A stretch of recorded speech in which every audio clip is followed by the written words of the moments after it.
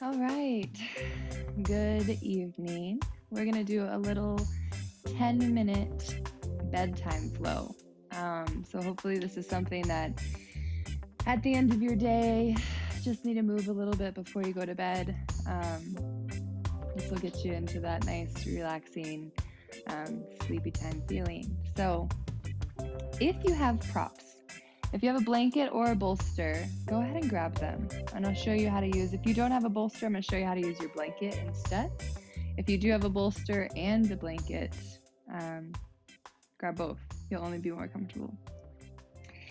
And then start on your mat in child's pose. So knees out wide, toes together to touch. I'm going to send my heels or my hips as close to my heels as I can, and then walk my hands out in front of me, letting my head come down. If my head doesn't touch the earth naturally, just maybe bring my hands underneath my head to get a little padding, to get the floor closer to me. This could also be taken with a block or a bolster. So as you're in your child's pose, drop your belly. Taking full inhales and exhales here. Letting your day wash away. And even taking some exhales out of the mouth to really start to let go. To invite yourself into your body, onto your mat, and into this present moment.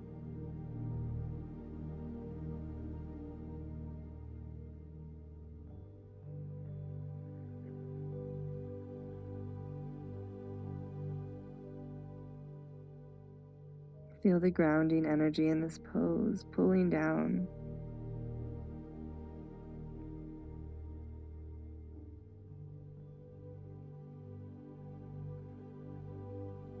And take your time. It's like you're going to peel off of your mat.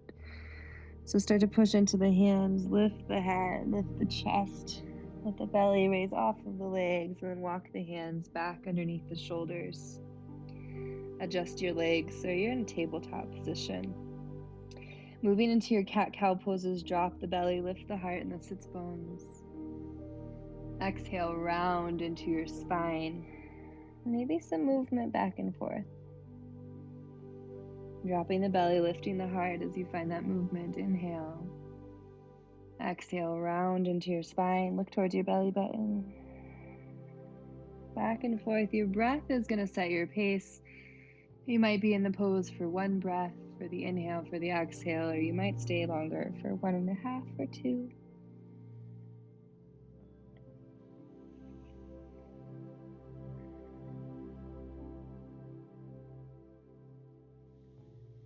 And then take your hands slightly in front of where they are. Take your knees a little bit wider and slightly back. And we're going to start to make these large figure eights on the mat. So bring your chest and bend into your elbows over to the left side, around into the front.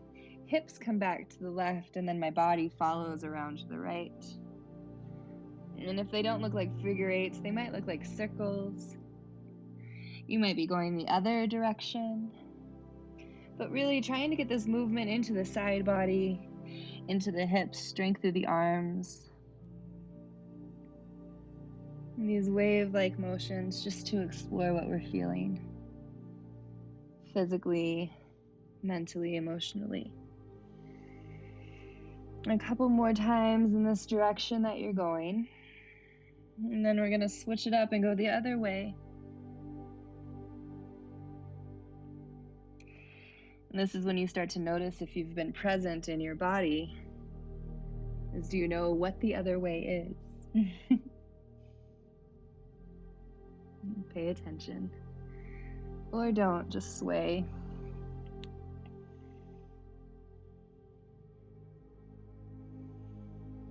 And after your last time, send it back to child's pose again.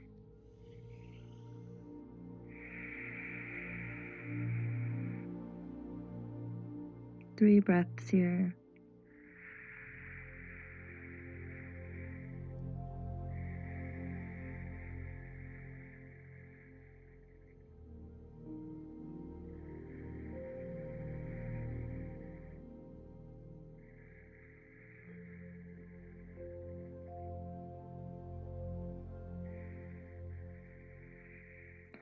After that third exhale, again, nice and slow, start to roll up, peeling yourself off of the mat, coming back into that tabletop.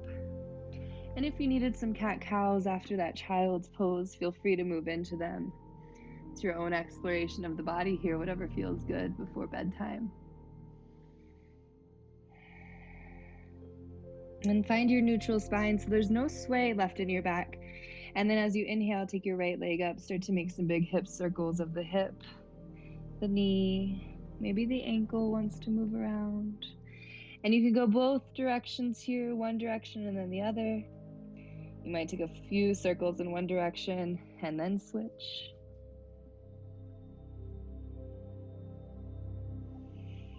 And then eventually step in between the hands. Bring your hands up to your right knee and let your hips sink forward and down, coming into Kapayasana. So this is one pose that it's actually okay for the knee to go past the ankle. There's a lot that aren't. This one's one of them. Your hands could stay at this knee, especially if this is intense. You could always back off as well. So we have this squeeze through the midline. If you want to let a little bit more, hands just hang by your sides. See if you can really open through your chest.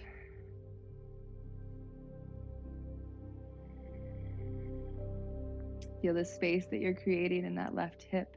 Stretching your psoas here, stretching the hip flexor out. It's a little intense for me from my movement yesterday. Breathe into your sensation. And then hands are going to come down nice and slowly. You're going to frame that right foot, pull the hips back, half split, flex your toes up. Nice deep breaths. We don't have to go very far here. We can stay at the hands. We could have blocks, that little bend behind the knees. If you want more, drop the chest by hinging at your hips, keeping the spine long. Breathing into the hamstring. Remember, we don't want any pulling sensation behind the knee. If you find yourself having that, bend your knee more. Nothing to stretch behind the knee joint.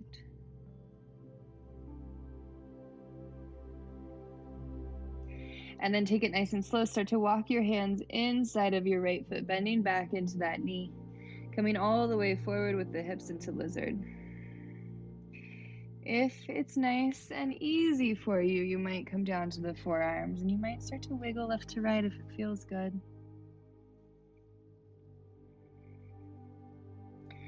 You also could stay at the hands and keep wiggling. And if you know any different variation of this pose that might feel better, if you want to take some twisting into it, you could go there. Remembering that we can angle out the right foot if we need to.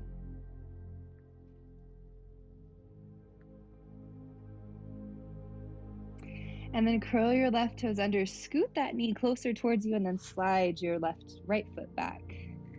Take a couple of cat-cows in between.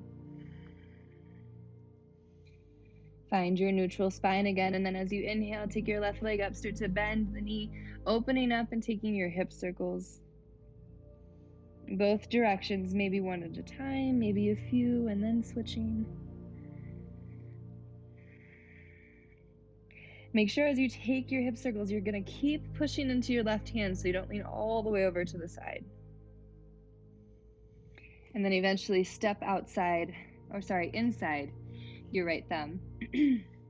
Dropping the hips down, coming into Kapayasana. So I leave my back toes curled under on this side because it's a little sensitive on my knee. To take some pressure off, I curl the toes under and it feels better. Hands up to that left knee, drop the hips. And then as you're ready, maybe the hands come down. If this is too much, hands right back up here. Find your breath, breathe into your sensation.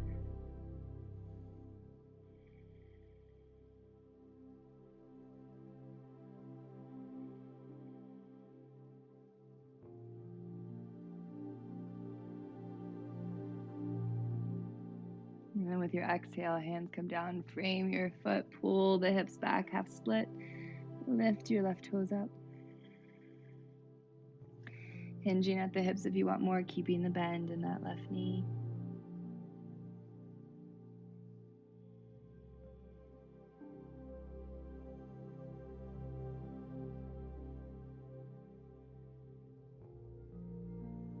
Finding the square of the left leg, wiggling the foot out to the side, bringing the hands forward, dropping the hips down into your lizard pose, maybe finding this wiggle again, staying at your hands or moving to your forearms if it's available.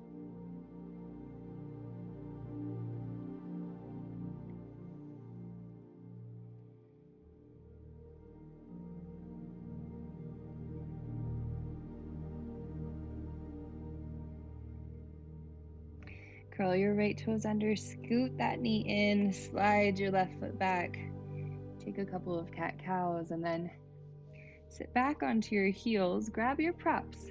So if you have just your blanket, it's okay. This is the size of mine. I'm going to fold it in half and then in fourths, right? So I've got it like this. And then from the end of it, I'm going to start to roll it, making this tight little roll here for my prop. So it looks like that. And I'm going to lay it down at the top of my mat.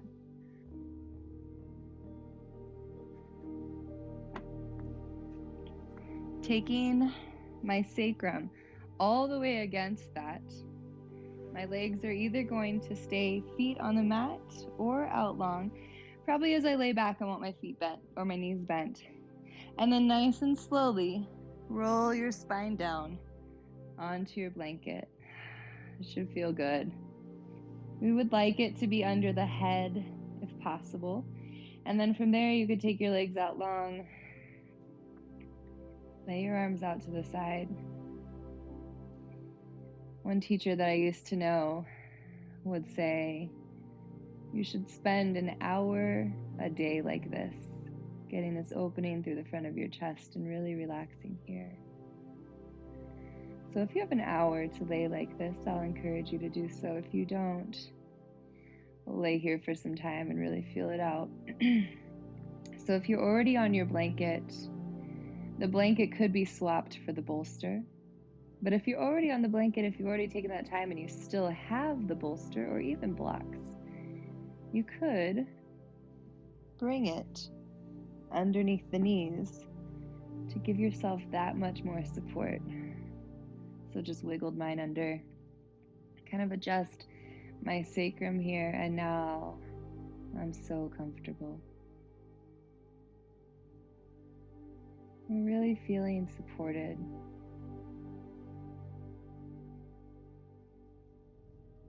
Feeling your breath here. Just about 10 more inhales and exhales in this nice restorative, supportive pose.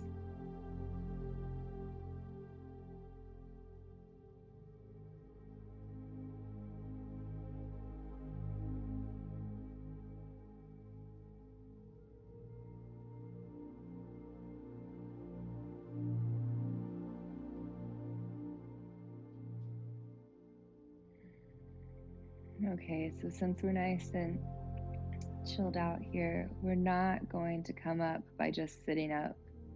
We don't want to stress out the nervous system or the spine or the body. So the best way to roll off the props is to simply take your right shoulder over towards your left hand and just roll up until your right hand comes down. Push yourself up.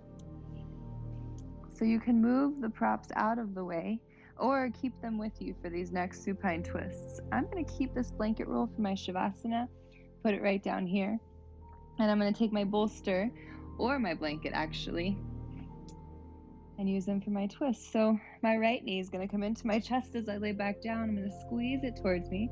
I'm going to set up my blanket on the side of my mat, and then as I roll over, hopefully the blanket comes right underneath my shin.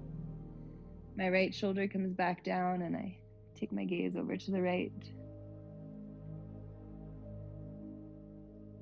So again, that nice little bit of support. Your left hand might rub the IT band, giving that little bit of self-love, self-touch in here.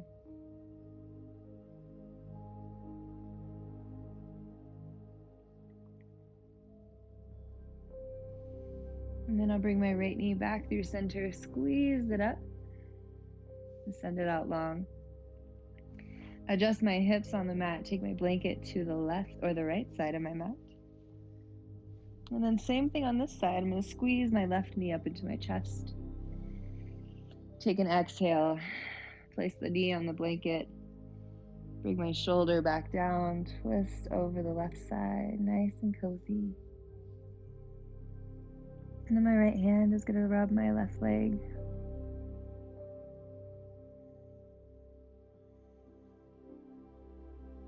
And this little self-touch, if your parents or whoever took care of you growing up used to rub your back or pat you to sleep, you can kind of call that in by yourself. This touch is just love coming from yourself, winding you down.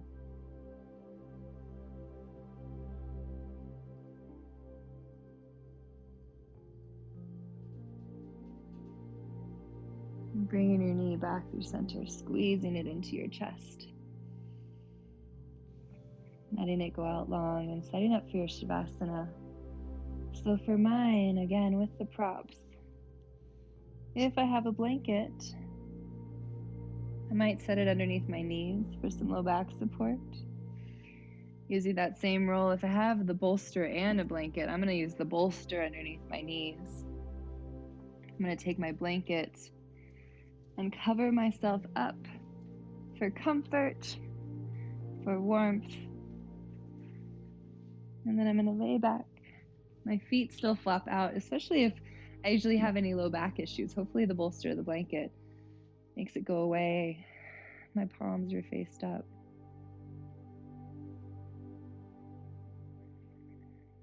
Letting go of the practice and letting your body sink into the earth. Feel gravity start to hold you.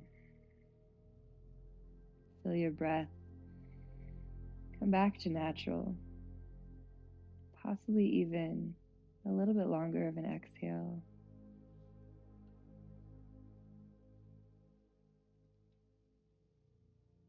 Soften the mind, soften the body.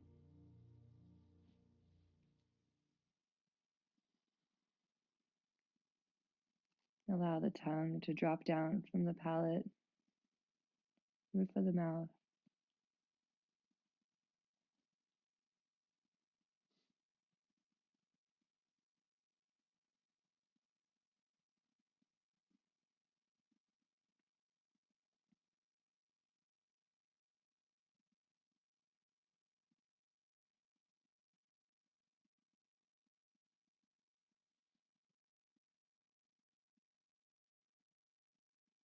So know that you could stay in your Shavasana for as long as you like, as long as it feels right.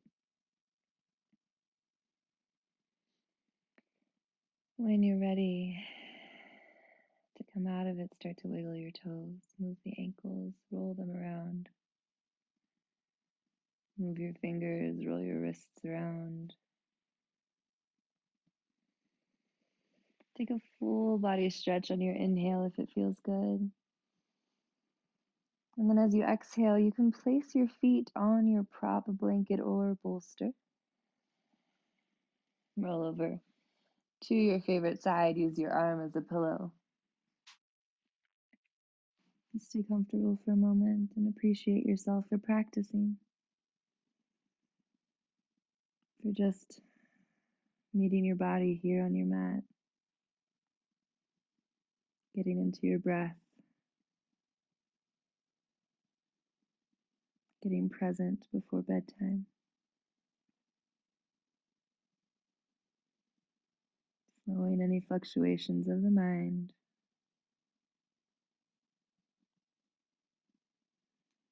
And slowly start to push into your hands, using your strength to come up to a seat. As you come to a seat, keep your eyes closed. Bring your palms together to touch in front of your heart, just bowing to yourself up to your practice. The thumbs can come to meet the third eye.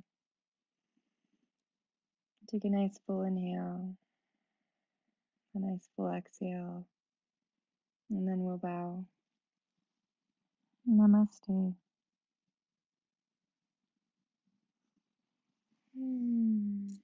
Sleep well.